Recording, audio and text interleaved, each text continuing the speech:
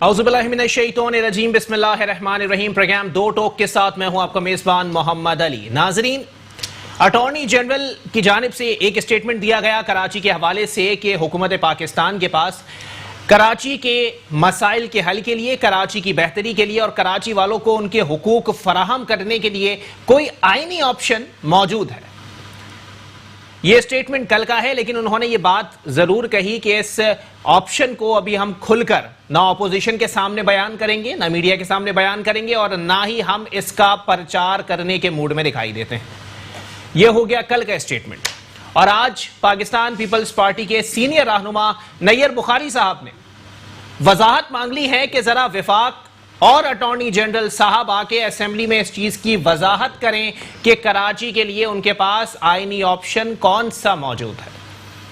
अगर यहां पर तज्जियाकारों की आरा को देख लिया जाए, उनके तज्जियों को देख लिया जाए, आज की तहरीरों को देख लिया जाए, तो कुल मिला के बात यहां पर आ रही है कि हो सकता है कराची को विफाक के मातहत कर दिया जाए।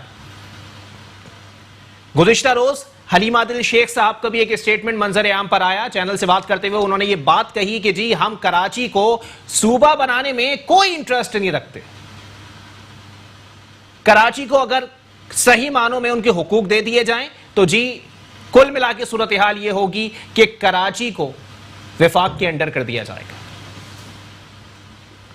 चीफ जस्टिस साहब की अगर बात कर ली जाए तो चीफ जस्टिस साहब सिंध हुकूमत की और शहरी हुकूमत की नजर उतारने में भरपूर और मसरूफ दिखाई देते हैं। उनकी जानिब से यह तक कह दिया गया कि सूबा ठीक करने के लिए कौन आएगा। अगर सिंध हुकूमत परफॉर्म नहीं कर रही है तो क्या हम विफाक को बोलें कि विफाकी हुकूमत आकर और सूबे के मसाइल को हल करे। अगर ऐसा हो भी जाता है तो 12 कराची वाले और कराची के स्टेक होल्डर्स, सिंध की दीगर जमातें इस बात का मुतालिबा कर रही हैं कि वफाकी हुकूमत को बराह रास्त सिंध में मदाखलत करनी पड़ेगी अगर उनको कहीं ना कहीं मसाइल दिखाई देते हैं। लेकिन अगर वफाकी हुकूमत मदाखलत करती है तो बीच में जो पहला बॉर्डर आ जाएगा वो सिंध की सरहद नहीं बल्कि 18वीं तरमीम की सरहद होगी, जिस पर सही मानों में पाकिस्तान पीपल्स पार्टी के आला रहनुमा और जबान दराजी में अपना सानी ना रखने वाले वुज़राओं की जानिब से मुसलसल मंजन बेचा जाता है। और अगर सूरत हाल देख ली जाए कराची की, एक दफा फिर मैं आपको बताऊं तो पाकिस्तान पीपल्स पार्टी के रहनुमा लतीफ खोसा साहब ने मेयर कराची साहब के स्टेटमेंट को मनगढ़ंत और बेबुनियाद करार दिया। उन्होंने कहा मेयर कराची साहब के पास इख्तियारात मौजूद हैं, उनके पास फंड्स मौजूद हैं, बेहतर है कि 18वीं तरमीम पर उंगलियां उठाने से आप अपना काम करें। मेयर कराची साहब के हवाले से अगर बात कर ली जाए तो मेयर कराची साहब का फिर वही रोना कि जी हां उन्होंने जो बात की वो बिल्कुल सही है, मेरे पास तो इख्तियारात ही नहीं है।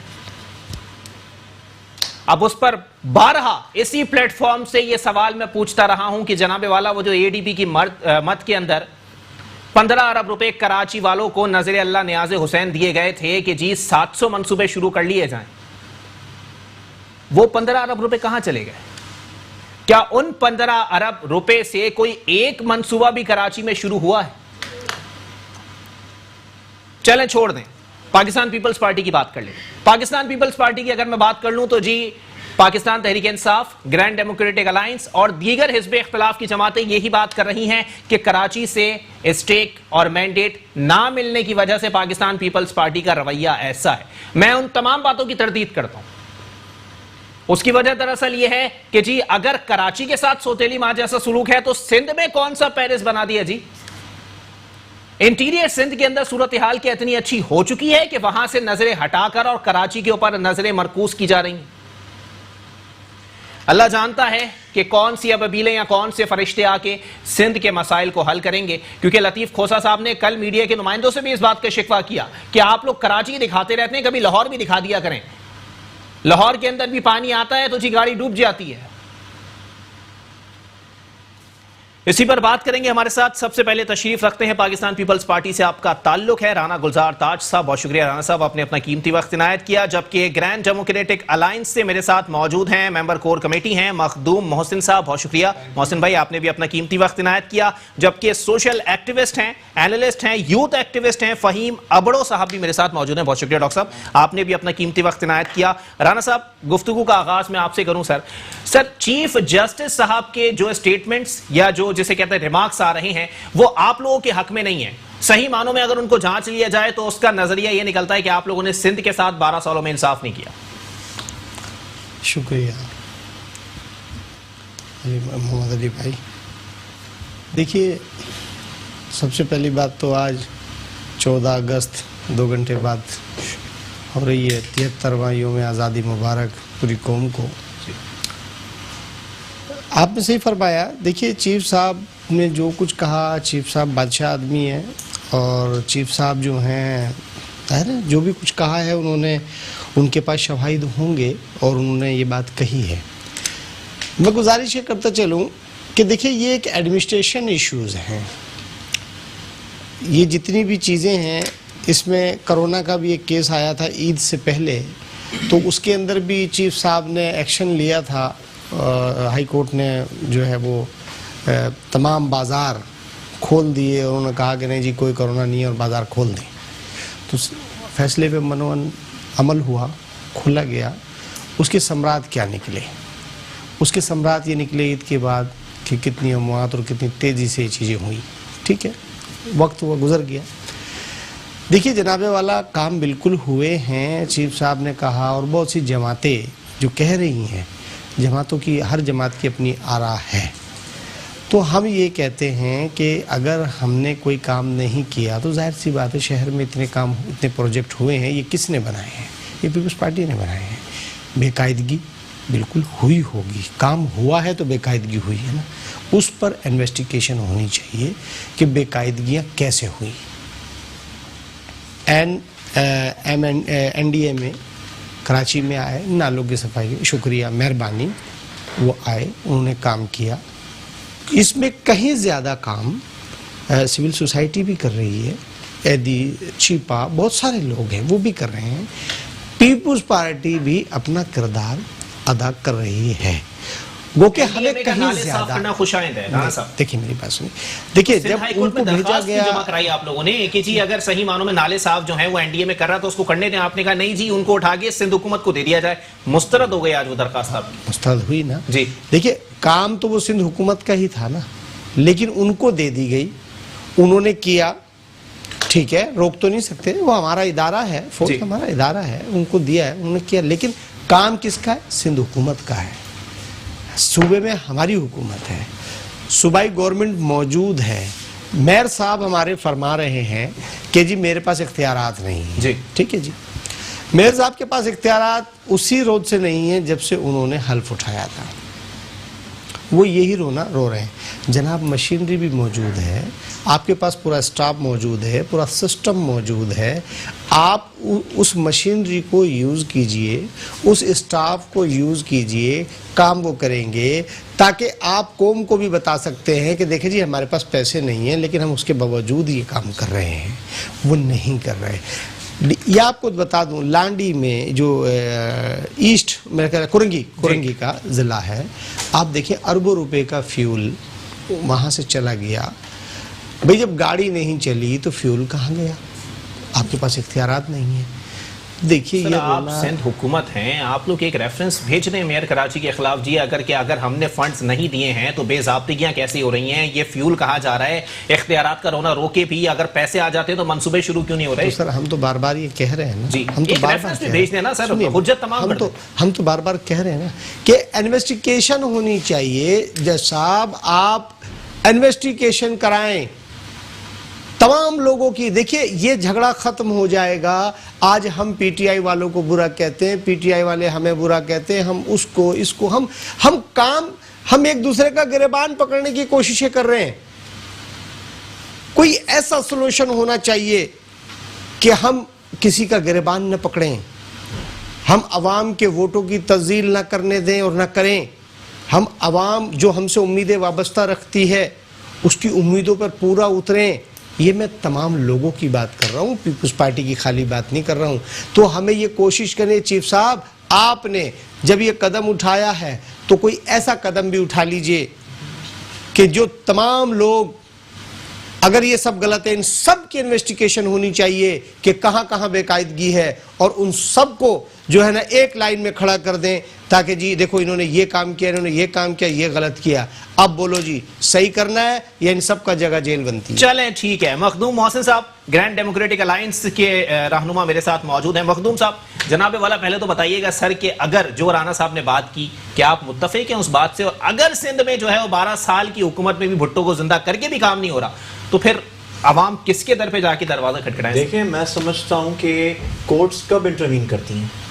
कोर्ट्स तब मुदाखलत करती हैं जब गवर्नमेंट अपना काम करने में, या लोकल गवर्नमेंट के नुमाइंदे या प्रोविंशियल गवर्नमेंट्स या इवन फेडरल गवर्नमेंट्स जब अपना काम करने में नाकाम हो जाती हैं, तब कोर्ट्स इंटरवीन करती हैं। और सेकंड थिंग, मुझे एक चीज़ समझ नहीं आती कि कभी कराची को अलग करने की बात करते हैं सिंध से, कभी कराची के अख्तियारात पे बात करते हैं, कभी ये कालाबाग डैम पे स्टेटमेंट दे देते हैं। मुझे एक चीज़ समझ नहीं आती, एक तो प्राइम मिनिस्टर साहब हम उनके अलाइज हैं, अच्छा, लेकिन प्राइम मिनिस्टर साहब ने एक दिन स्टेटमेंट दिया कि लास्ट इलेक्शन में हम फोकस हमारा पूरा पंजाब था क्योंकि वहाँ माफिया से हम लोग वहाँ पे लड़ रहे थे, लेकिन सिंध इस बार हम सिंध पे फोकस करेंगे।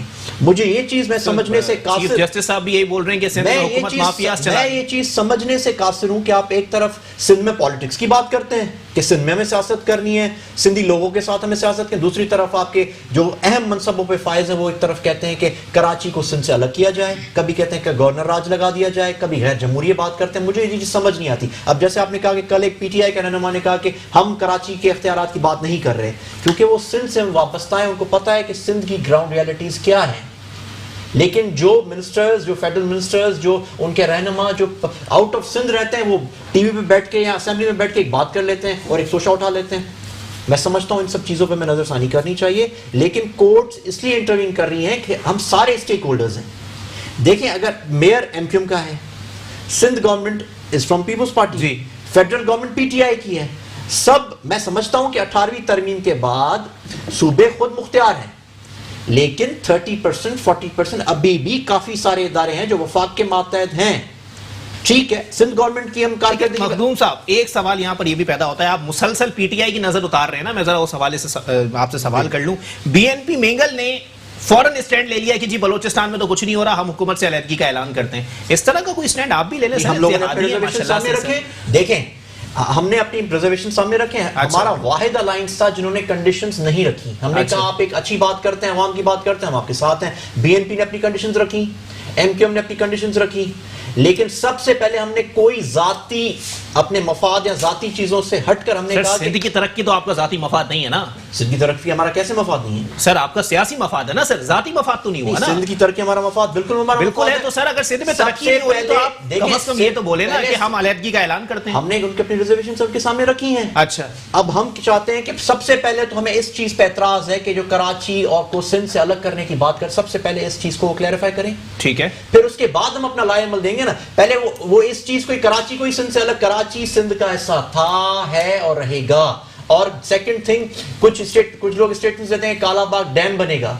मैं समझता हूं कालाबाग डैम नहीं बन सकता, ना ही कराची सिंध से अलग हो सकता है। बाकी हमें सबको अपनी कारकर्दगी पे नजरसानी करनी चाहिए और हमें सीरियस होने की जरूरत है। जो मैं समझता हूँ सीरियसनेस का फुकदान सिंध गवर्नमेंट के पास भी है और फेडरल गवर्नमेंट के पास भी है। सर, एक डेलीगेशन ले जाए ना गवर्नर साहब के पास भी और बोल दें कि जी अगर सिंध हुकूमत परफॉर्म नहीं कर रही है तो कुछ ना कुछ तो करना पड़ेगा। आपके पास हम प्राइम मिनिस्टर साहब हमारे पास आए थे रिसेंटली, तकरीबन 2 महीने पहले। सर, ये कोई किसी मसले का हल नहीं निकल रहा ना? प्राइम मिनिस्टर साहब के सामने हमने ये चीजें रखी हैं। गवर्नर साहब तो प्राइम मिनिस्टर साहब तक ही पहुंचाएंगे ना चीजें। हमने अपने सारे रिजर्वेशन प्राइम मिनिस्टर साहब तक पहुंचाई हैं। अच्छा, अब देखें उस पे, अब देखें, अब इनको 2 साल हुए हैं। जी जी, वी थिंक 3 साल 3.5 साल हमें इनको देने चाहिए। अच्छा। लेकिन अगर नहीं रिजर्व, अगर ये चीजें नहीं, 2 साल में 1 टका भी लगा है सिंध के अंदर? मुझे नजर नहीं आता। आपको नजर नहीं आया? चले ठीक है, आगे बढ़ जाते हैं। डॉक्टर फहीम अबड़ो साहब मेरे साथ मौजूद हैं। डॉक्टर साहब, जनाबे वाला बताइएगा सर, किसके साथ इंसाफ होना चाहिए और कौन इंसाफ की राह में सबसे बड़ी रुकावट खड़ी करके बैठा हुआ है? अस्सलाम वालेकुम। सबसे पहले तो मैं शुक्रगुजार हूँ कि आपने दावत दी और 2 घंटे बाद हमारे 73 ईयर्स आज़ादी के पूरे होंगे, तो कौम को मैं आज़ादी मुबारक भी देना चाहूँगा। अच्छा, मैं being a social media activist, मैं एक अपना फेयर एनालिसिस दूंगा जी, ताकि कोई ये ना नैरेटिव ले कि भाई ये किसी साइड पे वो कर रहे हैं, साइड हो रहे हैं। असल में ये कॉम्प्लिकेटेड इश्यूज़ हैं और इनकी जिम्मेवारी उन लोगों पे ज़्यादा होती है जो सबसे ज़्यादा इक़्तिदार में रहे हैं। अब सिंध में देखें कौन सी पॉलिटिकल पार्टी सबसे ज़्यादा इक़्तिदार में रही है? पाकिस्तान पीपल्स पार्टी। पाकिस्तान पीपल्स पार्टी और उसके जो पार्टनर हैं कराची से। अब वो कह रहे हैं कि वो के फुटबॉल कराची की आवाम हो गई है फुटबॉल, वो वहाँ से लात मारते हैं, कहते हैं कि भाई हमारा मसला नहीं है, मेयर साहब के पास अख्तियारात हैं। मेयर साहब कह रहे हैं कि नहीं मेरे पास अख्तियारात नहीं है, पीपल्स पार्टी का है। उसके बाद आप ये कह रहे हैं कि वफाक जो है ना वो इंटरवीन नहीं कर सकता अकॉर्डिंग टू आर्टिकल 149 जी। कंपल्सिव इंटरवेंशन यानी मजबूरन तहत वफाक को ये आर्टिकल राइट देता है कि आप इंटरवीन करें, वहाँ जो इश्यूज है उनको सॉर्ट आउट करें जी। इसका ये इंप्रेशन देना, ये कार्ड खेलना कि भाई कराची सूबे से अलग हो गया है। एडमिनिस्ट्रेटिव पीपल्स पार्टी के सर ने बताया कि ये एडमिनिस्ट्रेटिव इशू, बिल्कुल एडमिनिस्ट्रेटिव इशू है।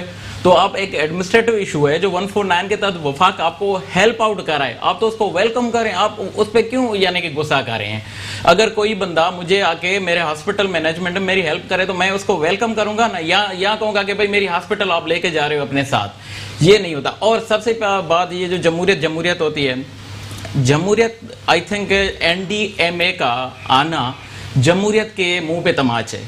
ये जो काम था ये लोकल गवर्नमेंट का था, अवामी इलेक्टेड लोगों का काम था, वो फेल हुए हैं। उसके बाद NDA में आई है, वफाक ने इंटरवीन किया है, कोर्ट ने इंटरवीन किया है, सुप्रीम कोर्ट ने इंटरवीन किया है, हाई कोर्ट ने इंटरवीन किया है। तो और ये कहते हैं कि नहीं हमारी जो वो जो अकाउंटेबिलिटी वो अवाम करे, तो सारे इदारे बंद कर देते हैं। मैं भी अपनी पॉलिटिकल पार्टी एक इनिशिएट करता हूँ, 2-4 कब्जे कर लेता हूँ, 1-2 लोग मार लेता हूँ, उसके बाद जो मुझे पकड़ने आए उनको को नहीं भाई मुझे ना पकड़े, मेरी अकाउंटेबिलिटी अवाम करेगा। ये तो फिर इदारे ही बंद कर दें आप। चले ठीक है, एक ब्रेक के लिए मुझे कहा जा रहा है, ब्रेक के बाद प्रोग्राम को यहीं से कंटिन्यू करेंगे। कोशिश की जाएगी कि पाकिस्तान तहरीक-ए-इंसाफ से भी उनका मौकफ ले लें कि अगर सही मानों में इत्तेहादी भी नाराज हैं, मुखालिफिन भी नाराज हैं, तो आखिर PTI की हुकूमत से राजी कौन है किसी भी सूरत हाल के अंदर। एक ब्रेक के बाद वापस आओ। वेलकम बैक नाज़रीन, प्रोग्राम के सिलसिले को आगे बढ़ाएंगे। नैयर बुखारी साहब पाकिस्तान पीपल्स पार्टी से ताल्लुक है, कहते हैं कि क़यादत और हुकूमतों के फैसले अवाम की अदालत में होते हैं। राना साहब जनाबे वाला बताइएगा सर, अगर अवाम की अदालत में फैसले होना शुरू हो जाएं तो मैं भी ये कैमरा उठाता हूं, माइक उठाता हूं, उसके बाद शायद आप लोगों को मुंह छुपाने के लिए जगह ना मिले। नहीं देखिए, उनका मकसद ये नहीं कि अवाम की अदालत पार्लियामान है और जो फैसले पार्लियामेंट करेगी और पार्लियामेंट में अवाम ही मुंतखब कर कर उनको भेजती है। तो नैयर बुखारी साहब ने इस सेंस में कहा कि भाई पार्लियामेंट में आके बताइए कि जी हम इसका सलूशन ये निकाला है और हम ये चाहते हैं और इस तरह का तरीक़ेकार होना चाहिए। ऑर्डर करने से पहले पार्लियामेंट में लेकर आए ना, ताकि पूरी कौम को पता चले कि हम क्या करना चाहते हैं। ऐसा तो नहीं होता ना। देखिए मैं तो एक जुमला कहूँगा कि जब मिसाल के तौर पे कारकर्दगी की बात आती है, वो पीपल्स पार्टी है, तो देखिए जो काम हम कर चुके हैं वो नहीं, हम आगे क्या करना चाहते हैं।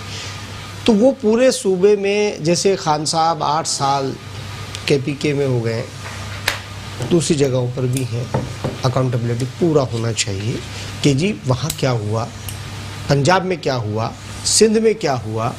उसके बाद चीफ साहब एक फैसला करें कि जी देखें ये पूरे मुल्क की हमने चाहे चले कमेटी बनाइए कि जी देखें पीपल्स पार्टी ने ये काम किए, खैबर पख्तूनख्वा में ये काम हुए, पंजाब में ये काम हुए, बलूचिस्तान में ये काम हुए, इतने कामों में बेकायदगी पाई गई, इतने काम दुरुस्त हुए, तो उसकी कोई तरीक़ेकार हो या वो असम्बली के अंदर ये काम हो। अब बयान चीफ साहब ने भी दे दिया, फिर उसके बाद पॉलिटिकल पार्टीज़ हम आपस में मतलब गुफ्तगू, फिर मीडिया, मैं समझता हूँ हम अपना मजाक बना रहे हैं और कुछ भी नहीं है। और चीफ साहब से बहुत मौदबाना गुजारिश है कि चीफ साहब कोई ऐसा मैकेनिज्म अगर सूरत हाल ये होगी कि मेरे घर के पहाड़ जो है वो 4-4 फीट तक के पहाड़ बने हुए होंगे कचरे के, बारिश के अंदर जो है वो लोग अपनी माओ बहनों के साथ गाड़ियों को घसीट के लेके जा रहे होंगे, तब मजाक नहीं बनेगा आप लोगों का सर? मजाक तो तब आवाम का बन गया ना। आपने सही फरमाया, आप सही कह रहे हैं। देखिए बिल्कुल ऐसा होता है। सीवरेज सिस्टम कराची के अंदर ये आज से नहीं, बड़ा पुराना ये मसाइल का गढ़ है, क्योंकि पानी सड़कों पे ठहरता है, ये आज की बात नहीं है, ये देरीना मसला है। अच्छा, इसको सही करेगा कौन? इसको जाहिर सी बात है अवामी नुमाइंदे सही करेंगे ना। ये इसमें कोई, आपकी बात बिल्कुल दुरुस्त है कि इसको ठीक किया जाए। मैं आपसे गुजारिश करता हूँ, अभी जो हालिया बारिशें हुई बम्बई में, आप देखें कि जो हशर बम्बई का हुआ, कितना कितना पानी था, फिर यह हमारे यहाँ भी हुआ, लेकिन अल्हम्दुलिल्लाह पानी निकला। सर आप कह रहे हैं ना सीवरेज का मसला है, देरीना मसला है, मुंतखब नुमाइंदे करेंगे, अवामी नुमाइंदे करेंगे। सर अवामी नुमाइंदों ने इस मसले के तदारुक के लिए अभी तक एक ईंट भी रखी है कहीं पे? ये बता दें आपको। नहीं, देखिए इसकी ईंट नहीं रखी, इसके लिए लोकल गवर्नमेंट को काम है कि लोकल गवर्नमेंट DMCs ये करें। अच्छा, लेकिन उनको फंडिंग भी की जाती है। अब वो एक जुमला ये बन जाता है कि जी हमारे पास इख्तियार नहीं है, हमको पैसे नहीं दिए जा रहे, फिर ये हमारे काम में रोड़े अटका रहे, इस तरह की बातें भी होती हैं। अच्छा, तो कहने का मकसद ये है कि इसमें ये जिम्मेदार तो हम सब ही हैं। देखिए इसमें तो हम आपसे क्या कह रहे हैं, जिम्मेदार तो हम सब हैं जी। कि एक तो नहीं है कि जी पीपुल्स पार्टी, ठीक है चीफ साहब ने पीपुल्स पार्टी को कहा, हम सर आंखों पे उनका एहतराम, उनकी इज्जत, लेकिन चीफ साहब गुजारिश ये है, मुअद्दबाना आपसे अर्ज है कि थोड़ा KPK को भी देख लीजिए, थोड़ा पंजाब को भी देख लीजिए, लाहौर का जो हशर था उसे भी देख लीजिए, कराची को भी देख लीजिए। नहीं आ जाएगी ना सर, खैबर पख्तूनख्वा में ठीक है बात कर लेंगे, लेकिन तब बात करें ना जब हमारे अपने सूबे की हालत अच्छी हो। हमारा अपना घर शीशे गाँव, दूसरों को पत्थर मारते फिरे तो ये अच्छी बात नहीं होगी ना। हम देखिए मैंने आपसे क्या कहा, कोताहियां हमसे बिल्कुल हुई होंगी, हम ये नहीं कहते कि कोताहियां नहीं हुई। अच्छा। लेकिन देखिए कोताही उन्हीं से होती है जो काम करते हैं। अच्छा, देखिए गलतियां, कोताहियां, इनकी कोई तो सजा होती होगी ना सर? सजा अगर आप लोगों से हुई है तो सजा भी आप लोग भुगते हैं, आवाम किस बात की सजा भुगते हैं? देखिए मैंने आपसे क्या कहा, उसके लिए मैंने एक जुमला कहा जी। कि कोई ऐसी कमेटी बनाई जाए जिसके हमारे मंसूबे हैं, उनकी तहकीकात होनी चाहिए ना भाई, हमारे ये मंसूबे हैं, ये मंसूबे कब मुकम्मल हुए, कब शुरू हुए, कितनी बेकायदगी हुई, क्या हुआ, मतलब अकाउंटेबिलिटी आनी चाहिए। हम तो देखिए चेयरमैन बिलावल भुट्टो जरदारी साहब ये बात नहीं कह रहे, वो ये कह रहे हैं कि भाई अकाउंटेबिलिटी होगी तो मुल्क तरक्की करेगा, सूबा तरक्की करेगा। अगर हमारी खामी है, हमें बताई जा रही है, तो हम इस पर नाराज़ नहीं हैं।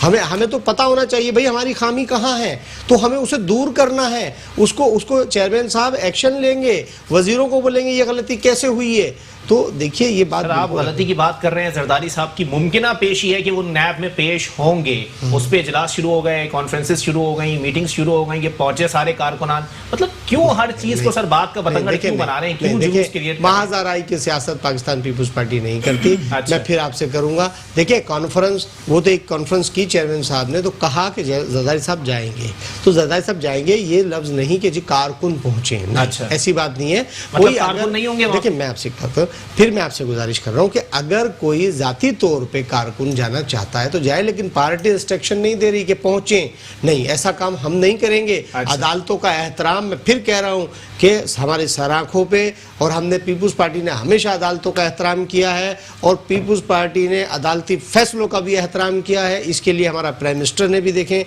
यूसुफ गिलानी साहब ने एहतराम किया इसका, हमारे काइश जुल्फ़िकार अली भुट्टो साहब फांसी चढ़ गए, बीबी साहिबा, तो देखिए हमने हजारों कारकुन हमारे कोड़े खाए हैं, जेल गए हैं, हमने अदालतों पे उंगली कभी नहीं उठाई और ना उठाना पसंद करते हैं। चलें ठीक है, मखदूम मोहसिन साहब जनाबे वाला बताइएगा, सर जियालो की कारकर्दगी से मुतमईन है आप?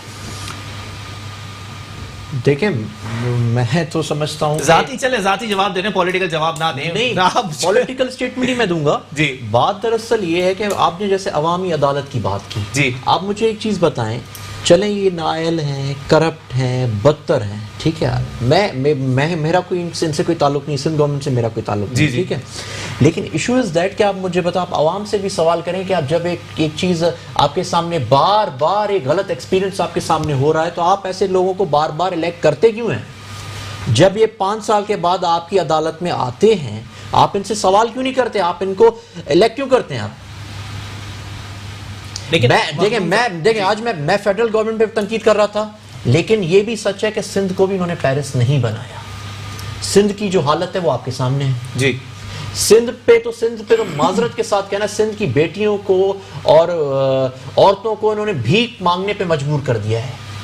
लाइनों में खड़ी हो जाती हैं 4-4, 6-6 घंटे, उसमें भी उनकी कमीशन होती है। अब सपोज 4 करोड़ का कोई टेंडर होता है शॉर्ट, उसमें से 80% तो ऑलरेडी ऊपर चला जाता है, 10-15% MPA ले जाते हैं, 5% में अब बताए काम क्या होगा। अब लाहौर में या इस्लामाबाद में बारिश होती है तो आप देख लें फौरन 2-3 घंटे के बाद चीजें नॉर्मलाइज होना स्टार्ट हो जाती हैं, लेकिन कराची में आप आ जाएं, इंटीरियर सिंध में आप आ जाएं तो 8-10 घंटे तो मेरे ख्याल से लाइट का तो कोई पता ही नहीं होता हमें। मैं कहता हूं सरसरी, I am talking in general, कि हमें जिम्मेदारी का मुजाहरा करना पड़ेगा, हम सबको जाती मफादात से हटकर मुल्की मफादात पर सोचना पड़ेगा। जिस दिन हमने अपने आप को अकाउंटेबल समझना स्टार्ट कर दिया उस दिन मसलों का हल। देखिए मखदूम मोहसिन साहब, देखिए आजकल चीजें बदल रही है ना सर, मीडिया का दौर आ गया, सोशल मीडिया का दौर आ गया। ये भी बताएं ना सर कि कहीं ना कहीं ऑपोजिशन जो सिंध में मौजूद है वो कमजोर है या वो हुकूमत के आगे हर मामले के अंदर हथियार डाल देती है? मैं समझता हूं कि हुकूमत और अपोजिशन का किरदार होना चाहिए कि हर इशू पे हमें चीज़ों को हाईलाइट करना चाहिए, हर चीज़ों पे हमें बात करनी चाहिए, जो चीज़ गलत है उसको गलत कहना चाहिए। इस चीज़ में मैं समझता हूं हम सुस्ती का शिकार हैं, नॉट अस, सारी ओपोजिशन सर, सारी ओपोजिशन की बात। अब आप जैसे देख लें जैसे अभी एपीसी हो रही थी जी, ठीक, ये सेम नवाजी की आदत थी जिन्होंने कहा कि पीपल्स पार्टी की आदत को हम घसीटेंगे, ठीक, ये सेम पीपल्स पार्टी की आदत थी जिन्होंने कहा कि मियां साहब शेयर डीजल पे नहीं चलता। अब ऐसे रवैयों के बाद ये कहते हैं हम एपीसी मिलाकर, इनकी एपीसी से मैं समझता हूं सॉलिडिटी से हुकूमत नहीं गिरेगी। हमें प्रैक्टिकली अपने आप को सच कहना पड़ेगा, हमें अमलन वो चीज करके दिखानी पड़ेगी, फिर हम बात करेंगे, फिर उस पर हम समझते हैं कि मैटर करें। चले ये तो हो गया सूबाई मैटर, विफाकी मैटर पे आ जाते हैं सर। इत्तेहादी भी कमजोर है हुकूमत के सामने? बिल्कुल कमजोर है, बिल्कुल कमजोर है। इत्तेहादियों की कोई वर्त नहीं है, वर्थ है। देखें रोज रोज फैसले बदलने से भी इंसान का वेट कम होता है। तो अच्छे वक्त का इंतजार कब तक करेंगे सर? हर बार इस्तेफारे में नाम नहीं आएगा ना। अभी इनिशियली 2 साल इन्हें हुए हैं। अच्छा, हमने अपनी रिजर्वेशंस का मुजाहरा किया है। अब हम समझते हैं कि हम 1 साल 6 महीने हम इनको देखेंगे। अगर ये काम करते हैं तो ठीक, हमारी तनकीद बराए इस्लाह है, हमारी तनकीद क्रिटिसिज्म नहीं है। हम चाहते हैं कि डिलीवर करें, क्योंकि अगर ये डिलीवर नहीं करेंगे, देखें मुझे 2 साल के बाद अपने हल्के में जाना है, लोग हमसे सवाल करेंगे कि अगर इन्होंने काम नहीं किया तो आप इनके साथ क्यों थे? अभी तक सवाल उठना शुरू नहीं हुए। सवाल तो इलेक्शन में उठेंगे ना, अभी कैसे सवाल उठेंगे? पर अभी तक इनकी कारकर्दगी मुतमैन करने जैसी नहीं है। हम चाहते हैं कि ये काम करें, काम करके डिलीवर करें। देखें हम सबसे पहले तो देखें, अगर 18th अमेंडमेंट के बाद सूबे खुद मुख्तियार है, लेकिन 30-40% मोटरवेज ही देख लें। हम सक्खर टू हैदराबाद या हैदराबाद टू कराची मोटरवे तो बनाएं। के इलेक्ट्रिक को तो ठीक करें, ठीक है, K Electric as a private organization, लेकिन उसमें सियासी मुदाखलत के साथ भर्तियां हुई हैं। के इलेक्ट्रिक ने कराची के लोगों का जीना हराम किया हुआ है। के इलेक्ट्रिक पे फेडरल गवर्नमेंट को स्टैंड लेना चाहिए। अगर मेयर के पास फंड्स नहीं है और सिंध गवर्नमेंट कहती है कि हमने मेयर को फंड्स दिए हैं, तो मैं समझता हूं सिंध गवर्नमेंट को कोर्ट में जाना चाहिए। और जैसे अभी कोर्ट ने मेयर को कहा कि अगर आपके पास इख्तियारात नहीं है तो आप घर क्यों नहीं चले जाते? भाई आप घर भी नहीं जा रहे, आपके पास आप काम भी नहीं कर रहे, तो एक कॉल और फेल में तजाद हो गया। काम ना करने पर सबको ही घर जाना है तो प्राइम मिनिस्टर साहब भी घर चले जाएं, तमाम लेकिन प्राइम मिनिस्टर साहब नहीं कह रहे कि मेरे पास इख्तियारात नहीं है। अच्छा, अब जैसे पैसे नहीं है हमारे पास कुछ करने के लिए, हुकूमत के पास तो है ही कुछ।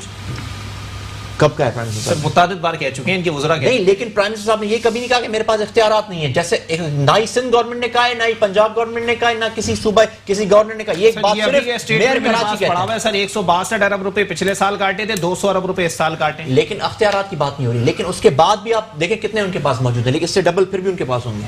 अच्छा चले ठीक है। डॉक्टर फहीम अबड़ो साहब, जनाबे वाला बताइएगा सर, ऑपोजिशन कमजोर, हुकूमत नाअहल, हुकूमत कमजोर, तो सही मानों में इख्तियार है किसके पास सर पाकिस्तान? असल में अब हुकूमत को तो नहीं कह सकते कि कमज़ोर है जी, उसकी अल्हम्दुलिल्लाह रिट है, नज़र आ रही है। अच्छा, बाकी अपोजिशन कमज़ोर इसलिए कि अपोजिशन ने अपनी लेजिटिमेसी, अपना मॉरल ग्राउंड लूज़ कर दिया है। अपनी पास्ट की जो माजी में इनकी जो परफॉर्मेंस रही है और जो एक दूसरे के साथ टॉम एंड जेरी हम कार्टून देखते थे आपस में, ये जो जिस तरह से लड़े हैं जी जी, अब वो कौन सा, किस लेवल पे, किस मॉरल ग्राउंड पे लोगों को, अपने वोटर्स को, अपने मैंडेट को कन्विंस करेंगे भाई आज हम इनके साथ आपस में बैठ रहे हैं। तो क्या बिलावल से उनके जियाले नहीं पूछेंगे? तो सर आप तो कल तो ये कह रहे थे कि हम आपके बाबा से ये कहते थे कि इनको मैं सड़कों पे घसीटूंगा, वो तो कहते थे इनका पेड़ फाड़ के मैं पैसे निकालूंगा। अब इनके पास मोरल ग्राउंड है ही नहीं। इनका अपना मैंडेट, इनके अपने मैंडेट जो वर्कर हैं वो कन्फ्लिक्ट में है कि भाई हम इनके साथ कैसे बैठे हैं। और दूसरी बात कहते हैं कि अकाउंटेबिलिटी होनी चाहिए सबकी। और पिछले कराची में जो भी हुआ है, मिस हैंडलिंग हुई है, उनको सबको इन्वेस्टिगेट करे। भाई अगर वो इन्वेस्टिगेशन होती है तो फिर जमहूरियत खतरे में पड़ जाती है, फिर सियासी इंतकाम हो जाता है, फिर असेंबली में अकाउंटेबिलिटी का नारा लगता है। तो वो सर, जो अकाउंटेबिलिटी के इदारों को अगर हुकूमती अरकान नजर नहीं आएंगे तो ये तो नारा लगेगा ना सर, ना आप अंधे ना मैं अंधा हूं सर, दोनों बात। अकाउंटेबिलिटी आप जब आप यानी कि ये कहें कि भाई हमारी अकाउंटेबिलिटी अवाम करें, तो एक सिंपल सा सभी अवाम को एक गोल्डन अपॉर्चुनिटी दे देते हैं, वो भी अपनी पॉलिटिकल पार्टीज इनिशिएट करें, फिर लैंड ग्रैबिंग करें, लोगों को कत्ल करें, पैसे लूट मार करें, फिर अगर उनको पुलिस पकड़ने जाए या अकाउंटेबिलिटी के इदारे उनको पकड़ें तो उनको कहे भाई प्लीज आप हमें अरेस्ट नहीं कर सकते, क्योंकि अब हमारा फैसला अवाम एक करेगी। स्टेटमेंट है कि अगर कराची को विफाक के मातहत दिया जाता है तो ये गैर कानूनी होगा। कैसे गैर कानूनी होगा सर? ये कंपल्शन आर्टिकल 149 कहता है आप कंपल्सिव इंटरवेंशन, मजबूरन इंटरवेन कर सकते हैं। अब वफाक के हवाले कोई हाँ, कराची की जियोग्राफी की इम्पोर्टेंस है, क्योंकि आपके इस साइड पे पोर्ट है, बंदरगाह है, दूसरी आप कराची इकोनॉमिक हब है, सही, ये पूरे पाकिस्तान को इकोनॉमी स्टेबल करता है, ठीक है। अब सबसे ज्यादा फोकस ये करेंगे भाई लाहौर पे क्यों नहीं गए, पेशावर पे क्यों नहीं फोकस कर रहे हैं, कराची पे क्यों कर रहे हैं? भाई वो लाहौर को कौन सा पोर्ट लगता है, पेशावर को कौन सा पोर्ट लगता है, आपकी इकोनॉमी है, आपकी कराची में अगर चीज़ें स्मूथली नहीं होंगी तो ये आपकी इंडस्ट्रियल जो लोग हैं ये अपनी इंडस्ट्री शिफ्ट करेंगे, बाहर चले जाएंगे। तो आपकी जब यहाँ से कराची में एक फेवरेबल एनवायरनमेंट नहीं होगा तो ये इकोनॉमी जो भी ये बिजनेस इंडस्ट्रीज हैं ये अगर यहाँ से शिफ्ट हो गई, और के इलेक्ट्रिक के खिलाफ जब भी जो मसले हो जाते हैं तो कहते हैं कि भाई ये जो है ना प्राइवेट इदारा है, कभी कभी in the best interest, in the broader interest of the state आपको चीज़ें लेनी पड़ती हैं, नेशनलाइज करनी पड़ती हैं, उनको अपने अंडर लाना पड़ता है, ताकि अब इलेक्ट्रिक बिजली लोड शेडिंग करे 8-8, 10-10 घंटे तो कौन सी इंडस्ट्री चलेगी? मैं तो कहता हूँ के इलेक्ट्रिक के ताने बाने पहले चेक तो करें कि ये किन को दी गई है। आप इनके पीछे तो चले जाएं कि ये किन के लोगों के हाथ में है, कि ये क्यों कर रहे हैं। आप फ्यूल भी दे रहे हैं, पैसे भी दे रहे हैं, ये आपकी इंडस्ट्री भी तबाह करेंगे। के इलेक्ट्रिक की बात होगी तो हाफिज नईमुर रहमान साहब जमात इस्लामी से हैं, उनका स्टेटमेंट मौजूद है कि अल अबराज कैपिटल के हाथ में के इलेक्ट्रिक मौजूद है और अल अबराज कैपिटल को भागने का रास्ता पीटीआई दे रही है। तो आप यानी कि पूरा वो आप स्कैंडल जो है, जो भी आपका जो भी इन्वेस्टिगेशन है वो अवाम के सामने रखे, ताकि हम मेरे नज़र से तो कोई भी स्टेटमेंट नहीं गुजरा जिसमें यह पता चले कि पीटीआई उनको सेफ पैसेज दे रही है। हाँ, अलबत्ता ये है कि आप के इलेक्ट्रिक को गवर्नमेंट जो है, फेडरल गवर्नमेंट वो प्रेशराइज करे, बल्कि मैं तो कहता हूँ इंटरवीन करके वो अपने उसमें लाए, कस्टडी में लाए, और ताकि के इलेक्ट्रिक बिजली दे, इंडस्ट्रीज चलेंगी, आपकी इकोनॉमी चलेगी तो इस वक्त पाकिस्तान को इकोनॉमी की सख्त ज़रूरत है। चले ठीक है। राना गुलजार ताज साहब जनाबे वाला बताइएगा, एक पॉइंट उनका बिल्कुल दुरुस्त है कि जी सब लोग ये बोलते हैं कि आप इस्लामाबाद भी दिखा दें, लाहौर भी दिखा दें। सर, कराची माशी हब है, पोर्ट यहाँ पर मौजूद है, ना लाहौर में है, ना इस्लामाबाद में, ना इंडस्ट्रीज वहाँ मौजूद हैं, इसीलिए तो कराची को ज्यादा हाईलाइट किया जाता है। आप सही फरमा रहे हैं जी, कराची बिल्कुल माशी हब है। मैं आपसे वही बात तो कह रहा हूँ कि कराची में एक तो नेहरू वखारी साहब ने भी कहा है कि भाई बताएं कौन सा तरीक़ेकार होगा जिससे कराची ठीक होगा। ठीक है, सबकी आरा आनी चाहिए।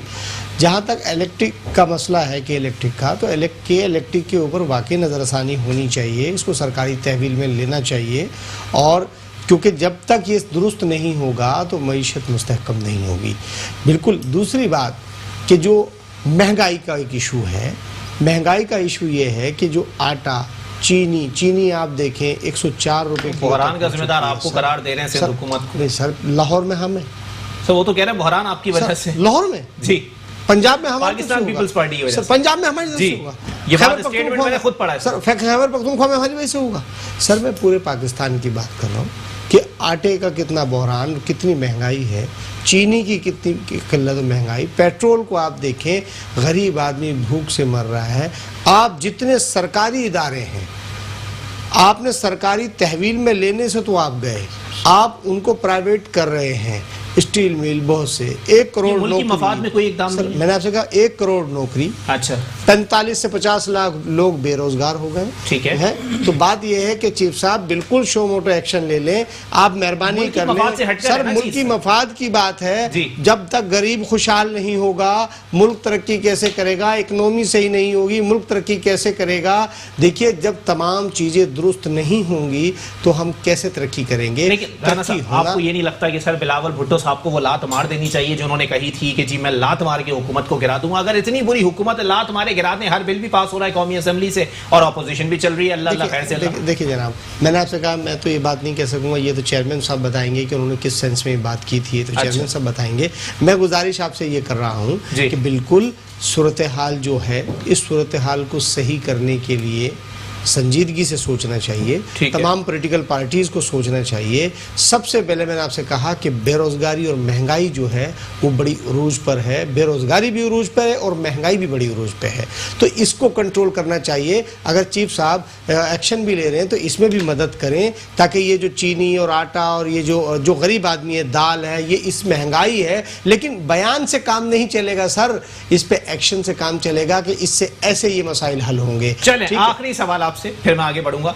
विफाक अगर कराची का कंट्रोल संभालता है तो वो गैर कानूनी होगा, बिलावल भुट्टो साहब ने ये बात किस कॉन्टेक्स्ट में कह दी? देखिए बात ये है, या तो उन्होंने 149 और 140 से नहीं पढ़ा है आइन के आर्टिकल के अंदर जो उनके ही नाना का दिया हुआ है। बिल्कुल नहीं, कानून जो मौजूद है, मैंने आपसे कहा कि सबसे पहली बात तो ये है कि डिलीवर हमको करना चाहिए, डिलीवर सिटी गवर्नमेंट को करना चाहिए कि ऐसी नौबत ही ना आए कि जो ये चीज़ें नाफिज हों।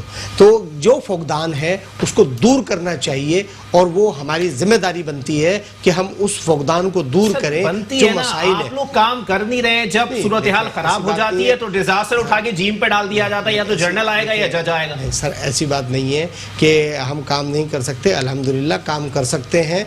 तो अवाम ने वोट दिए हैं, ठीक है, कोई कोताही हुई होगी तो जज साहब को बड़ा बुरा लगा होगा, तो हम जज साहब से गुजारिश करते हैं कि जज साहब थोड़ा सा इस तरफ भी देख लीजिए कि जो मसाइल में और घिरा हुआ पाकिस्तान है। जी। आप देखिए कराची शहर के अंदर जितनी तजावुज़ात का मसला है, कराची शहर के अंदर कितने गरीब लोगों को मतलब ये है कि पिछले ज़माने में बेवकूफ़ बनाया गया और उनको चाइना कटिंग के नाम पर उनको घर दे दिए, आज उनके घर वो बेचारे बेसरो सामान पड़े हैं। तो उनके लिए भी थोड़ा सा सोचिए आप, उनको भी जो आपने बनी गाला को रेगुलाइज का ऑर्डर दे दिया, ग्रैंड हयात को दिया, तो जनाबे वाला इन गरीबों के लिए भी कुछ सोचिए। ठीक है, मखदूम साहब जनाबे वाला कंक्लूड कर दीजिए, टाइम मेरे पास खत्म हो चुका है इस वक्त। अदालत ने ये जो इंटरफेयर किया है सर, क्या लगता है इससे कुछ बेहतरी आएगी या फिर एक बार फिर ओके की रिपोर्ट? मैं समझता हूँ अदालत के इंटरवीन करने से बेहतरी आएगी, लेकिन अदालत को इस चीज़ पे भी मैं समझता हूँ नोटिस लेना चाहिए कि जो सियासी भर्तियां, हाँ के इलेक्ट्रिक एक प्राइवेट इदारा ज़रूर है, लेकिन आज भी के इलेक्ट्रिक में अगर आप इन्वेस्टिगेट करेंगे तो एक अहम मनसब पे फायज हैं जो पिछले डिप्टी मेयर से कनेक्टेड एक बंदा है जो अभी भी फायज हैं, भारी भरकम सैलरी उठा रहे हैं। इन सब चीज़ों से हटकर एक ज़ाहिरन तो हम देखते हैं कि इलेक्ट्रिक प्राइवेट इदारा है, ठीक है, लेकिन पॉलिटिकल भर्तियों से हमें गुरेज करना पड़ेगा, इदारों को हमें गैर सियासी बनाना पड़ेगा, और इस पर मैं समझता हूँ कोर्ट के अलावा हमारे पास we don't have a choice. चलें ठीक है, बहुत शुक्रिया। मखदूम मोहसिन साहब ग्रैंड डेमोक्रेटिक अलायंस से मेरे साथ मौजूद थे, राना गुलजार ताज साहब पाकिस्तान पीपल्स पार्टी से, और डॉक्टर फहीम अबड़ो साहब सोशल मीडिया एक्टिविस्ट मेरे साथ मौजूद थे। आप तीनों मेहमान का बहुत बहुत शुक्रिया। अगर अदालत ने इंटरवीन किया है तो सही मानों में कुछ ना कुछ तो होगा, और सही मानों में अगर नेशनल डिजास्टर मैनेजमेंट अथॉरिटी काम करने आ रही है, FWO काम करने आ रहा है, उसके बाद चीफ जस्टिस साहब का प्रेशर आ रहा है, तो आवाम ये सोचने पर मजबूर हो गए हैं कि वाकई सूरत हाल काफी गंभीर हो चुकी है, सूरत हाल काफी खराब हो चुकी है। इस सूबे के लिए, इस शहर के लिए सच में बैठकर स्टेक होल्डर्स को, तमाम विफाकी जमातों को, तमाम सूबाई जमातों को और तमाम सियासी जमातों को, छोटी बड़ी दरमियानी हर तरह की सियासी जमात को बैठ के सोचना होगा, अपनी तजावीज़ रखनी होंगी, और शायद इससे पूरा मुल्क ठीक हो जाए। कराची और सिंध तो बाद में सोचेंगे। इसी के साथ अपने मेजबान मोहम्मद अली को दीजिए इजाजत। अल्लाह हाफिज।